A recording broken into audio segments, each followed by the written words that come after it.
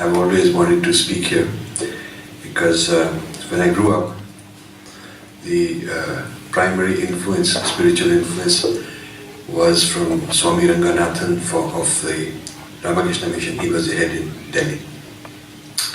And so my parents knew him very well. He used to visit our house when I was a teenager since then, and we used to attend his lectures. So, and also Swami Vivekananda's complete works I looked at and referred to all my life. And therefore I'm very glad to be here. My latest book is actually entirely a defense of Swami Vivekananda. The challenge for me is that I'm giving a response to a certain issue that people have raised, that critics have raised. But unfortunately for me, most Vivekananda followers and scholars don't even know of the issue. So it's like asking a doctor telling a patient, I know how to solve that disease, and the patient says, I don't even know what disease you're talking about. So I have a double challenge. First, I have to explain what the problem is, why it's so serious, even though people aren't aware of it, but it is very serious, and those problems are even more serious. And then what is my response?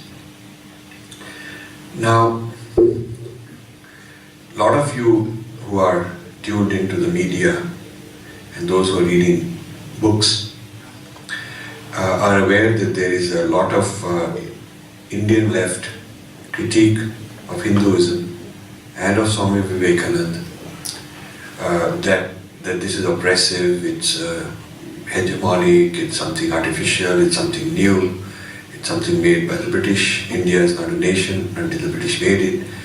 Hinduism also is a modern construction and full of problems and things like that.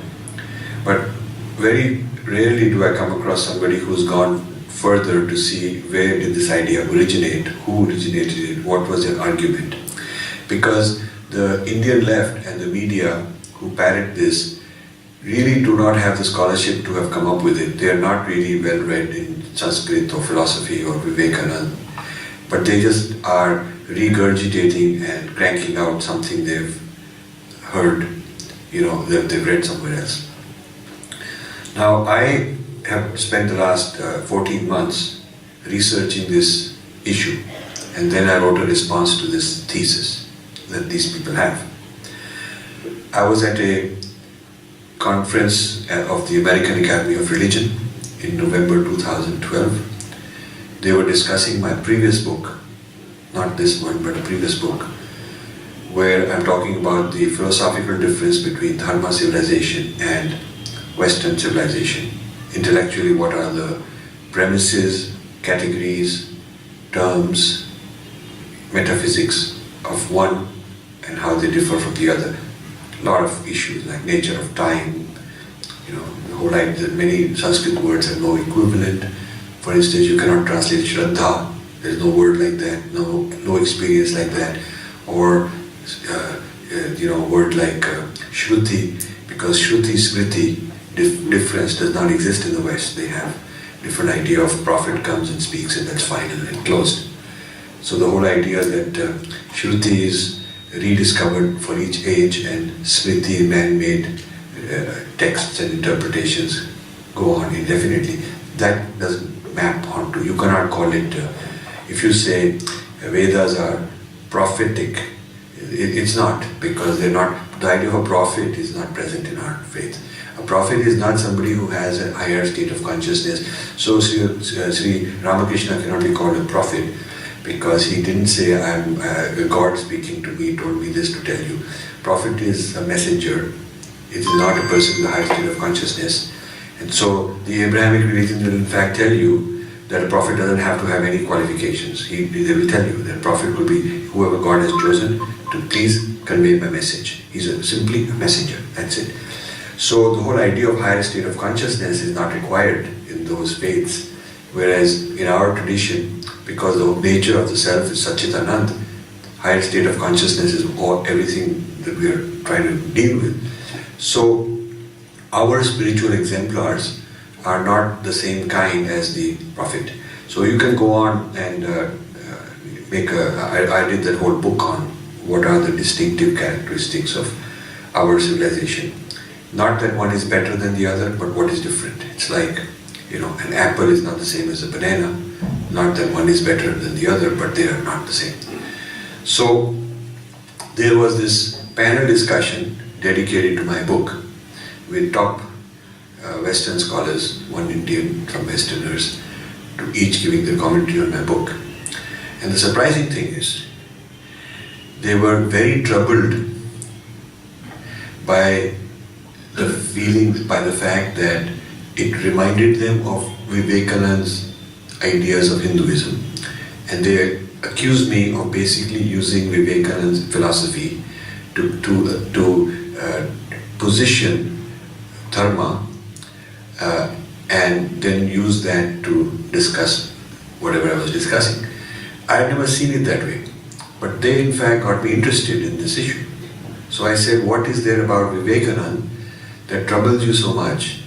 And therefore, by linking my book to Vivekananda, which I consider to be an honor, by linking my book to Vivekananda, you are raising these issues.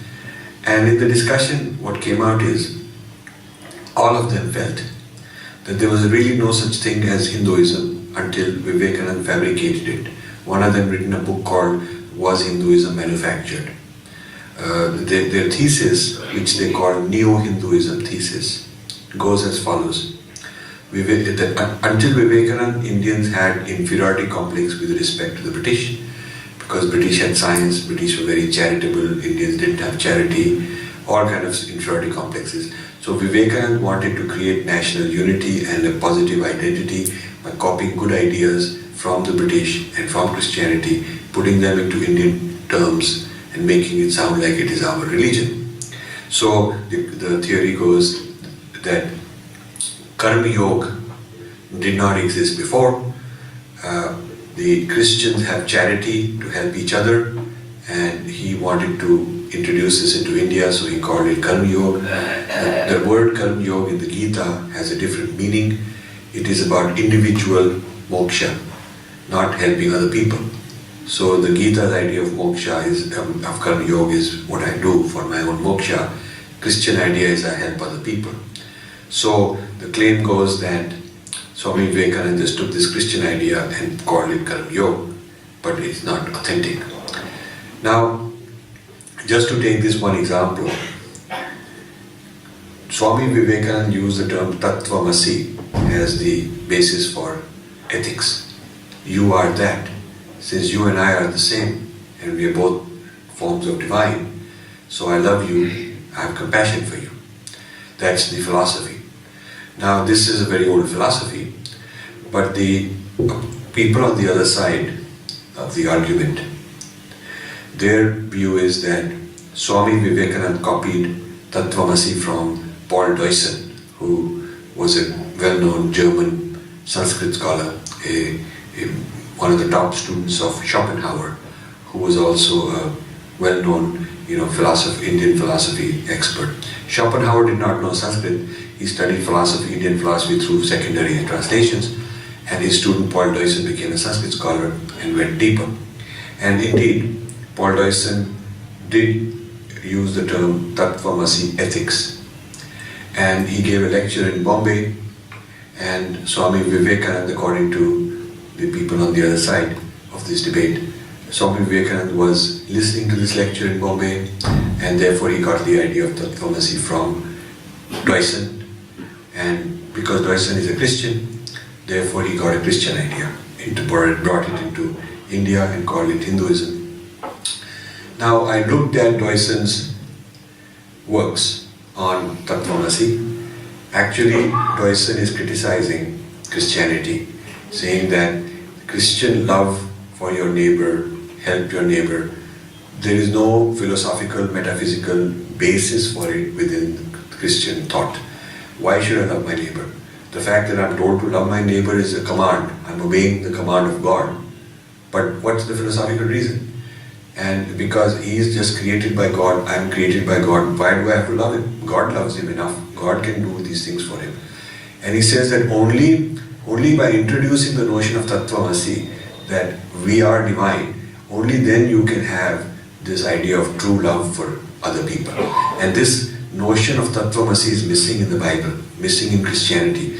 So Deussen is actually criticizing Christianity's deficiency and proposing that they should fill this deficiency by borrowing this idea from the Vedas, Tattvamasi. However, when Vivekananda uses, it's okay that they want to borrow this idea. I have no problem with that. They want to borrow this Vedic idea into Christianity. But when Vivekananda uses this as his philosophy of Karma Yoga, helping other people, he's accused of taking Christian idea. Which means that they borrowed something from us, and then when we use it, we're accused of taking something of theirs. So it's a very strange kind of situation.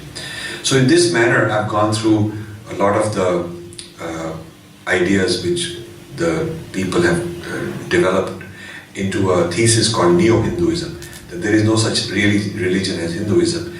It's a political construction. It's not even a faith. It never existed before the British. And all these ideas are fabricated. So the idea of Karma Yoga, I gave you example.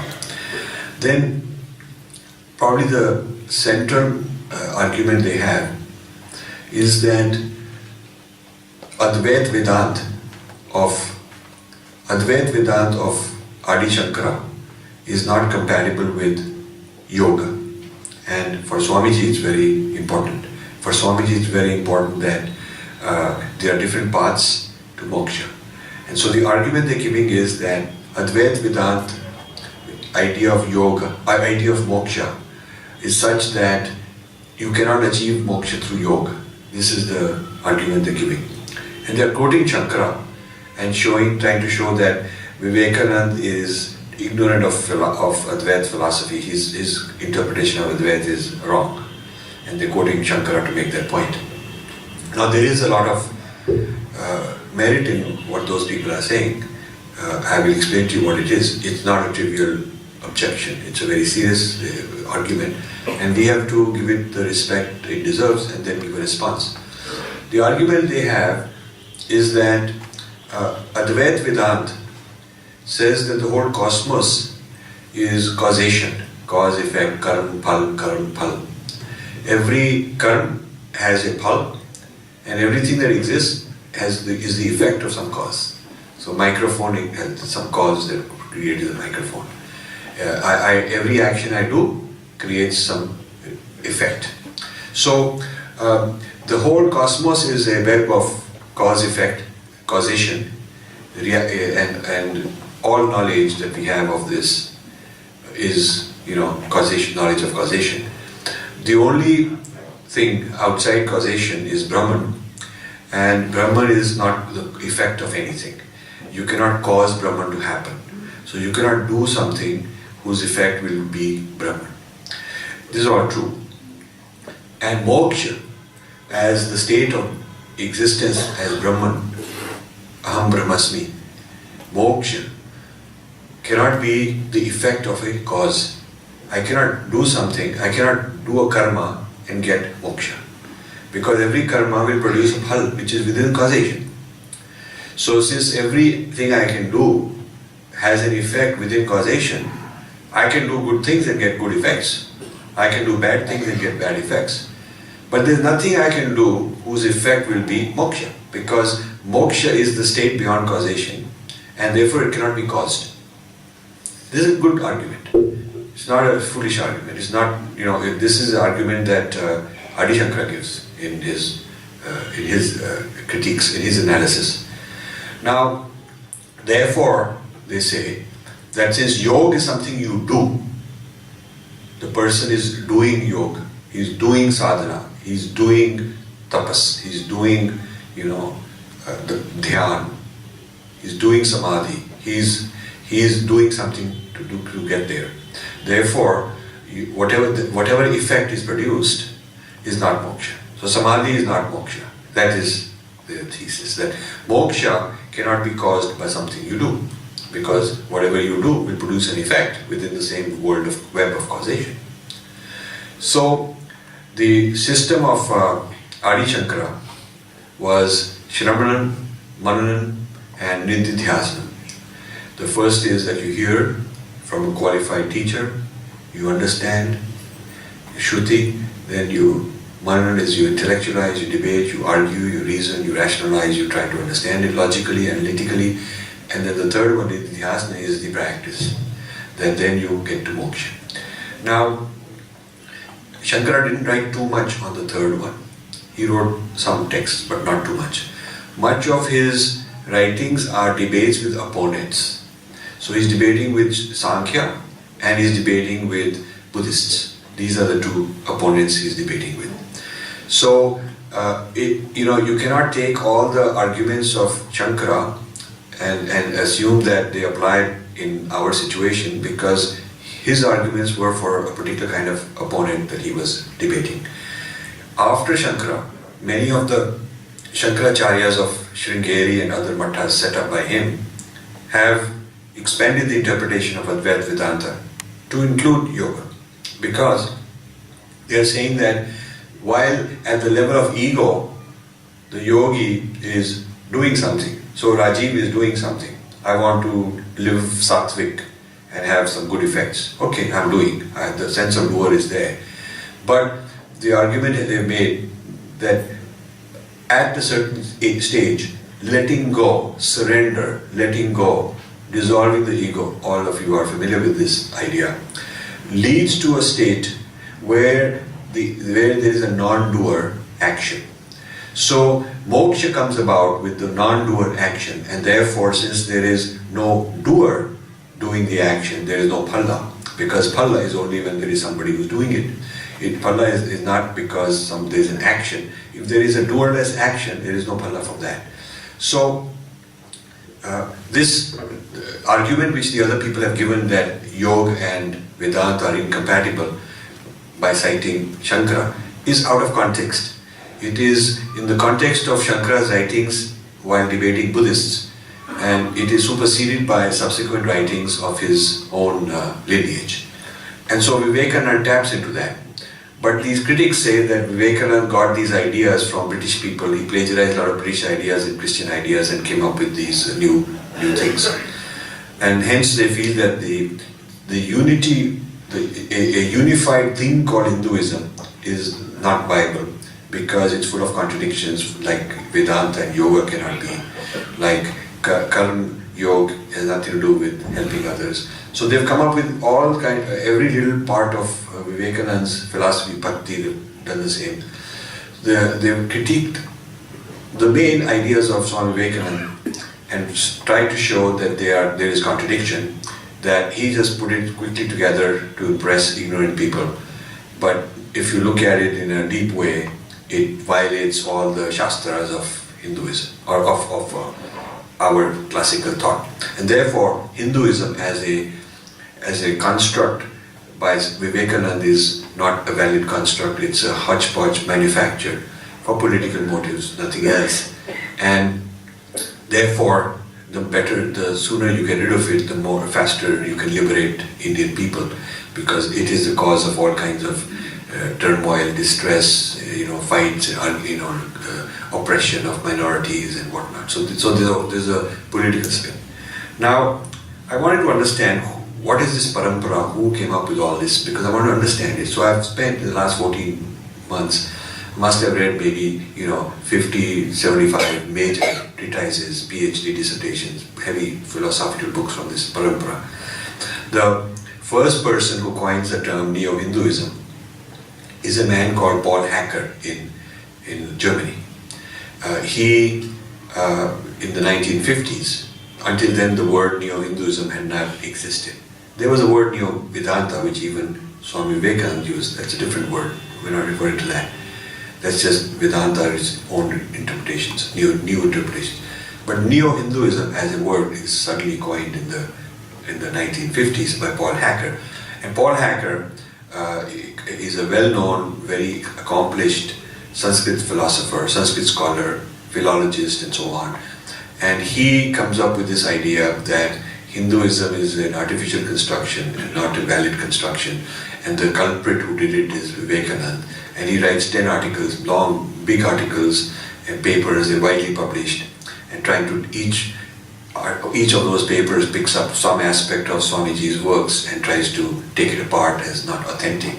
And he assigns a motive of nationalism and politics, and Swamiji had an inferiority complex that Indians are weaker than the British, so he wanted to take all those ideas and put it into Indian terms. So that's his thesis. And then Halifax, who is in the University of Pennsylvania in the US, he invites Hacker on lecture tours, gives him a visiting professorship to promote him. So he gets promoted in the US among Indologists in the 50s. And then Agyehanand Bharati, some of you might know, he was a Viennese who became a sannyasi in India, took sannyas. He actually had some dealings with Ramakrishna mission also for a while. Swami Harshanand Maharaj was telling me that he had dealings with Ramakrishna mission, then for whatever reason he had a fight or something, he left. So he had a period of being a sannyasi, wearing orange robes, having a Hindu name, and he wrote a book called The Ochre Robe. Ochre is the color, describing his life as a sannyasi. And he was into Tantra, he was into many things.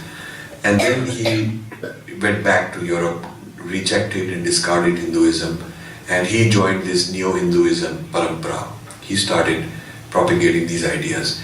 He coined the term pizza effect, and he said Hinduism is a pizza effect. Pizza, it was a poor man's food in Italy. The rich elite did not eat pizza, it was for peasants, until Pizza Hut turned it into international cuisine. So once Pizza Hut takes the pizza into the whole world, they also make it more fancy with more toppings, and then the Italians are very proud of their pizza, and all the Italians start eating pizza because they're very proud. So Pizza Hut has made the Italians proud of pizza, and the Italians have borrowed this new kind of pizza, neo-pizza, it's not the real pizza. So similarly he says, British, in order to rule India, had come up with simplified, standardized ideas of religions, and they compiled this Hinduism just for the sake of governing them, governing the Indians. And they also wanted to respect the Indians. They gave it a romantic spin. It was really not true. Those were not really the true things, but they kind of made it very clean and philosophical and put Vedanta philosophy on the top and so on. And so, just like what Pizza Hut did for the simple pizza, the British did for dharma, our dharmas. And just like the Italians became very proud of this Pizza Hut variety and said this is ours, same way a very inferiority complex person, Vivekananda, took this British romanticized Hinduism and said this is ours, and then he embellished it further. He added all this Raj Yoga, calling it science, and added this Karma Yoga, and so he basically seized a very idealized, cleaned up, kind of simplified idea of Hinduism from the British and embellished it further and brought it back. So it's called a pizza effect. So that was Agyehanand Bharati's contribution. And then a woman in England known as Ursula King, who's an Anglican church minister, but for all her life she's been studying Hinduism and knows the Sanskrit classics and texts and writes a lot about it. She took this idea further, and she's the one who said that this Neo-Hinduism is politically dangerous because it's been taken over by political people now after Vivekananda, and so the way to get rid of this political Hinduism today is to expose Vivekananda having committed kind of a fraud, that he just made this up. And then there is a huge, big event in this parampara, because an Indian claiming to be Hindu and a very prominent Indian today, very big ambassador of Hinduism all over the world, he becomes Ursula King's PhD student, goes to England, gets his PhD, and his name is Anand Ram Bachchan. He is originally from the Caribbean, and this was in 1980s, early 80s. He got his PhD in England, and the PhD was on proving that Vivekananda's Karma Yoga, Jnana Yoga, Raj Yoga, Bhakti Yoga cannot lead to moksha, according to chakra, and therefore the whole life work of Vivekananda is just a sham. This is his PhD thesis, and since then he's produced many works similarly. Very philosophical, he will never say it in an insulting way, he'll say it in a very polite way. He'll say that we respect Vivekananda as a great man, but the ideas are not good, that sort of thing. So he wrote this, and within months, an echo started in India, which is the next chapter of this story. The first person in India to take up this topic was Rajiv Malhotra, at that time a much younger person. In the early 80s, he wrote a very influential article called Syndicated Moksha, which says that Hinduism is a syndicate. There's a syndicate of political people who fabricated this, and this is called Hinduism. And she quotes these Western people. She has not done the scholarship like these. Paul Hacker, at least he's done scholarship. Ursula King, at least she's done scholarship. Ram Bachchan, he's a solid scholar. He's really well informed about the text and trying to find little things to make his point. But Ramnath Thapar doesn't know Sanskrit, doesn't know Indian philosophy, basically just quoting these people. And she unleashes a whole avalanche of Indian thinkers, writers, leftists, giving this spin on Hinduism. So today you see when Vivekananda's 150th anniversary was celebrated, Jyotirmay Sharma writes a book on Hindutva and Hinduism and Vivekananda. The whole thing is a political sham, political construction, brilliant political construction, but no spiritual validity. That's his point of view. Pankaj Mishra writes the same way in UK and various parts of the world. New York Times, he's a bestseller. Then there's a lot of such writers who go around saying that Hinduism is just a recent construction. What they're implying but not saying is that Vivekananda did it. And a corollary to this recently invented Hinduism thesis is that India is a recent construction by the British because there's nothing unifying, no unifying idea of India. So this is what I set out to discover. And this is what preoccupied me full time from morning till night, 7 days a week, ever since I discovered all this, to understand it more deeply and come up with my own ideas, arguments. And the book Indra's Net, subtitle is Defending Hinduism's Philosophical Unity. This book is a response to the people who have come up with this neo-Hinduism thesis. So I've gone to much earlier texts and shown that the unity that Vivekananda discussed and taught had existed long before the British colonialists. I've quoted many earlier authors who combined these things, who combined the Bhakti and the Karma and Raj Yoga and Vedanta. These ideas have existed. Swami Vivekananda put it in a modern context, in a modern vernacular, for a modern situation, and in our tradition you update knowledge. That is why Smritis are different than Shruti. We keep updating the way we're explaining something, but the knowledge is already there.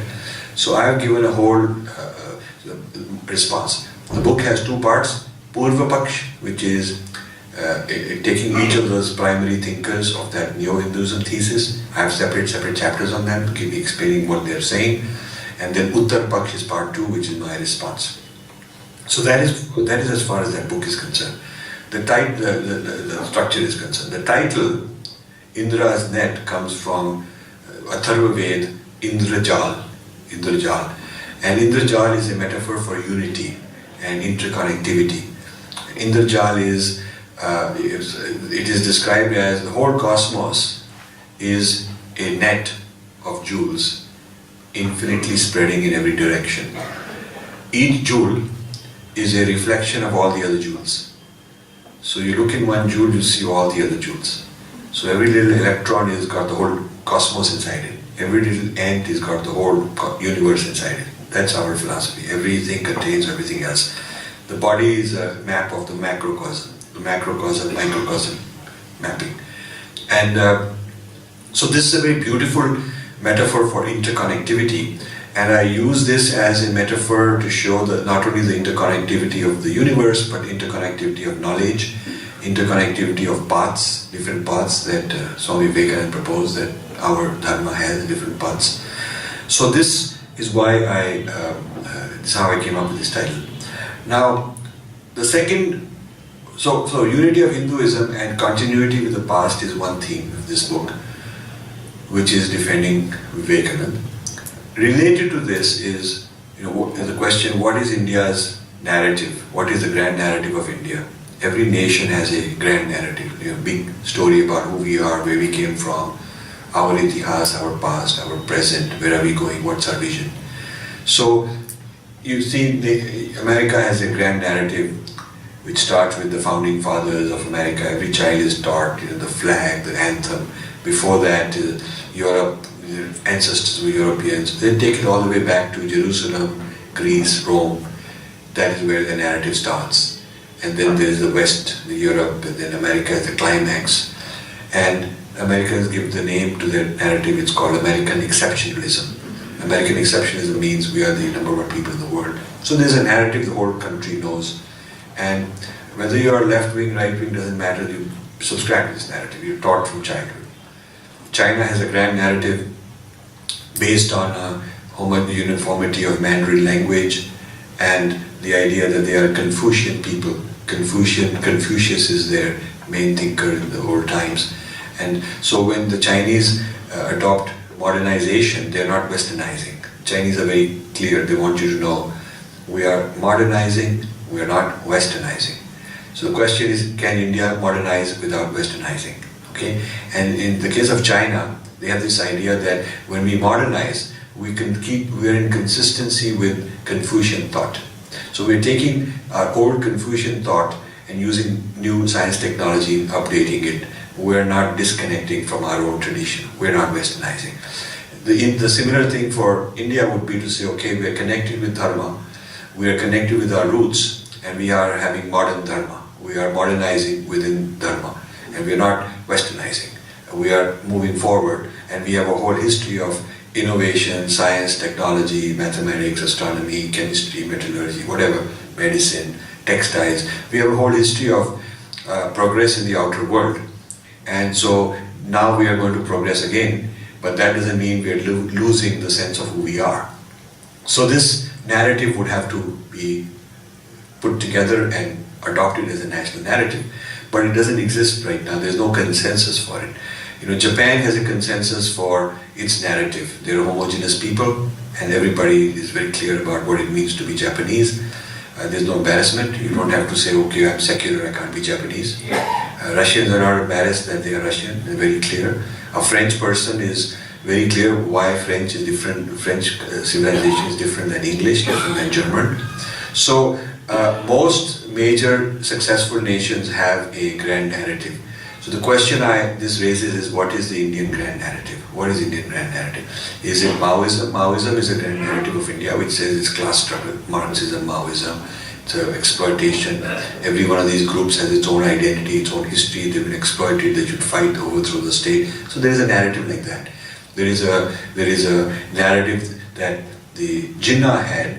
Jinnah had that it should be returned. British should return it back to the Mughal time, Mughal idea. Return back to the Mughal idea. That should be the narrative of India. In fact, he wanted that if there is to be a West Pakistan and East Pakistan, there should be a connecting corridor, which means all through North India that should be part of Pakistan. So it's a contiguous state. So there is that competing narrative. They've never given up on that being the narrative they want for all of South Asia. They still claim that that's the narrative. So there is an evangelical missionary narrative wherever there are pockets of poor people, where they are converting in a very large way. They are promoting a narrative which says your traditional narrative has failed, and we got a new narrative. It's a better narrative, gives you better rights, better progress, and so on and so forth. So these are competing narratives of India that many different people have proposed. Some are from outside, some are from within, and there are various alliances and collaborations among these narratives. But where is the pan-Indian grand narrative? What is the grand narrative?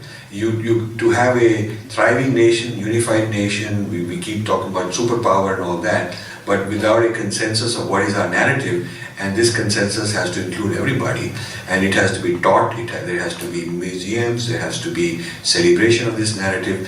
Without such a narrative, there is really no nation. You cannot just say there's a nation because we have a cricket team and we have Bhangra or whatever, Bollywood. That's pop culture, and that's good, it's nice to have, but you don't really have a strong, deep, committed narrative with just pop culture. You need to have all the narrative examples I gave you of various countries are based in an ancient unity of who we are, a kind of a large story, a large itihas kind of thing they have, from which we have evolved and come, and we are going together forward. So when you discuss this in India, you get very uncomfortable reactions. India is the only place where people are very uncomfortable about being asked what does it mean to be an Indian, what is the right narrative. I was invited to the Indian Foreign Service Institute, where they have young foreign service recruits, to give a talk on India and the dialogue of civilization. Where does India fit? So I was talking about what should be the Indian grand narrative, and they're very uncomfortable. Why do we need a grand narrative? We don't need a grand narrative. The narrative would oppress Dalits. This kind of very anxiety about being Indian and have a unified sense. Very, very strange. I don't find this talking to Chinese. They're not worried about, somebody will call them chauvinistic or something. I don't find the French having a concern that if we proudly present our French history and narrative that we'll be called chauvinistic. Certainly Americans are not afraid of being very proud of their heritage. I don't find this anywhere else, except I find it in India. In 2005, there was a World Sanskrit Congress in Thailand, created by the Crown Princess, the king's daughter, and they were looking for an Indian sponsorship, and nobody in India wanted to sponsor. The government didn't want to sponsor, and so the person who was in charge of finding the Indian collaborator called me and said, "Would your Infinity Foundation please sponsor it, because otherwise we'll have embarrassment that no Indian wants to be sponsoring the Sanskrit Congress." So I told him I'm a small little foundation, I don't have the resources, and the Crown Princess represents a whole royal family, I can't match that. And he said, you don't have to match it, it's just symbolic, just give a small amount of money and you be the co-convener. So I agreed, and we wrote an MOU that the Crown Princess and I will co-convene, and this was packaged in Thailand as Indian sponsor, even though I'm living in the US. I have nothing to do with the Indian government, I'm a private guy. But at least they said we'll save face, So a month before the event, this Indian professor who's putting this together calls me with a lot of panic and says, there's trouble. Now the HRD minister wants to come and he wants to replace you, he wants to be the convener. Because suddenly they realize this thing is going to be very big, it's going to become a big international event, there's all these scholars and media, everybody coming, and so he wants to come and be the ribbon cutting and stand there and do all those things. And I said, how can you throw me out? I have done all this work, I have a written MOU. He says there's a lot of pressure on me, they'll throw me in jail, they'll say, why did you create this problem? Who gave you permission to do all this? Previously nobody wanted to be involved, now they will accuse me. So please help me out. So I said, I cannot be thrown out. I've invested time, energy, my mind, vision, everything. So it was decided that there'll be 3 co-conveners. There'll be the Crown Princess, myself and the HRD minister, 3 of us. And when the event was over to a huge success, the Crown Princess sat through 3 days of hearings, proceedings, talks, papers, discussions. Every minute she was there, very included, and she has a personal tutor who teaches her Sanskrit. Her 2 sons she sent to Tirupati University to learn Sanskrit, because she thinks that is part of their grand narrative. The Ramayana is part of their national grand narrative. Sanskrit is part of their national narrative. All these ASEAN countries feel that way. Cambodia, Laos, Vietnam, Indonesia, even the 98% who are Muslims in Indonesia, only Bali is Hindu, the others are Muslim. Even the Muslims have names like Ram and Sita, and they feel that their ancestry is Indian, and that is part of the history they have not erased. They don't want to erase it, they're very proud of it. They became Muslims, but they did not change their heritage. So, In this Thailand conference, when it was over, on the last day, the Indian embassy realizes this, this is a big deal, something very international has happened and we should be getting something out of it. So they decided to throw a big dinner reception for all the dignitaries, get press and everything. Suddenly they wanted to appropriate it, co-opt it, like, we are part of it. So when they were having this event, I was asking the Indian Foreign Service young people at this event, what is India's strategy to promote Sanskriti in this part of the world where they think that it's their mother civilization. Like Europeans think it's Greece is the mother civilization. These people think it's India and our Sanskriti, our civilization is their mother. What is your strategy to promote this here so that you have diplomatic, it will help you diplomatically? These people knew nothing about it. They had no interest, no knowledge. In fact, their question was, sir, we are secular, how can we do this? This kind of an attitude, very defeatist kind of an attitude. So, I found that the foreign service people, IAS people, all the Indian diplomats I see overseas, I see all the Indian writers who get all these awards at the Jaipur Film Festival, Jaipur Literary Festival, media people, they're very hopeless when it comes to a deep knowledge of Indian grand narrative. Whereas if you see an educated, well-educated American, he'll know the classics, he'll know the Western classics, he'll be very proud. You go to any university, you go to Princeton, Harvard, Yale, Stanford, and you look up classics department. It's a nice department, big building. They are very proud. This is who we are. These classics, what we say, Shastras, Itihas, that would be our classics. This is who we are. We're very proud of it. Institute of Culture here is a great example of trying to promote our grand narrative in a sense. But you do not see this. You do not see Indians embracing this in the same way that other civilizations embrace theirs, because we've been sold a very warped idea of what it means to be modern and what it means to be progressive and what it means to be secular, and it has come at the expense of disowning some of our own selves.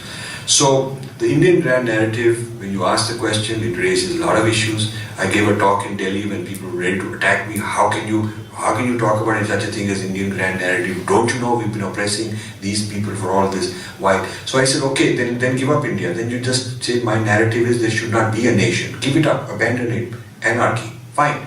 At least be consistent. You cannot go around saying I'm a very proud Indian and I have this 9% growth rate forecast and I think that we are going to be a great nation. You cannot say all that and then not have a narrative, because you need to know who you are. Who are you defending? These Indian Foreign Service people, I said, who is the India that you're defending? If you do not know the answer to that, how are you going to do your job? It will be so easy to bring you down in a negotiation or in an argument or in a fight, because at the end of the day you're weak. Somebody else has given you an idea of India and you've basically believed what their idea is because you don't have your own. So this is a very serious issue, and this book discusses that also. One of the things I'm very concerned about, and I'll stop in a few minutes and take questions. One of the things I'm very concerned about happening, and especially in the case of Vivekananda, is that a lot of our icons and a lot of our ideas are being digested. By digestion, I mean that West is taking over these ideas, repackaging them as their own with new terminology, new ideology, new framework, and we lose the essence, we lose the meaning, it sometimes gets distorted and the source is lost, the source is disowned. So a lot of Swami Vivekananda ideas have become recontextualized as Western. Some of them have become Christian ideas, some of them are Western science or Western secular ideas, but the relevance of Swami Vivekananda has gone down in the West in the last 50, 75 years. In the Ramakrishna mission centers in the US, a couple of generations ago, they used to have a lot of young people come to learn meditation because it's something they didn't have. Now they go to the church to learn meditation. In fact, I asked, why are your places empty? Yeah, I lived there 43 years. I've asked some Ramakrishna mission people and they get very honest and say that we do not offer something you don't have. So I say, well, what is it that you used to offer at one time? So they begin to think, we used to offer things which they learned and incorporated, we don't have it, so there's no reason to come here. So that's an example of being digested. Now, I don't think it's inevitable. In fact, this book gives good antidotes on what is non-digestible, what is there about us, which if we hang on to, cannot be digested. The authenticity, original version has to be preserved. One of the things that's non-digestible are certain Sanskrit words. There are certain Sanskrit words we should not replace with equivalent English or whatever is closest English, because in doing so we're losing our heritage. We're making the Sanskrit kind of obsolete, irrelevant, not necessary, because it's been replaced by something else. So whether it is terminology, whether it is practices, whether it is symbols, whether it is gurus, whether it is pilgrim centers, sacred sites, those are not replaceable with something else. So we are close with this because it's actually the topic of digestion takes me off on a whole different track. But I rather have time so we can have questions. Thank you very much for listening. I'd love to address your questions now.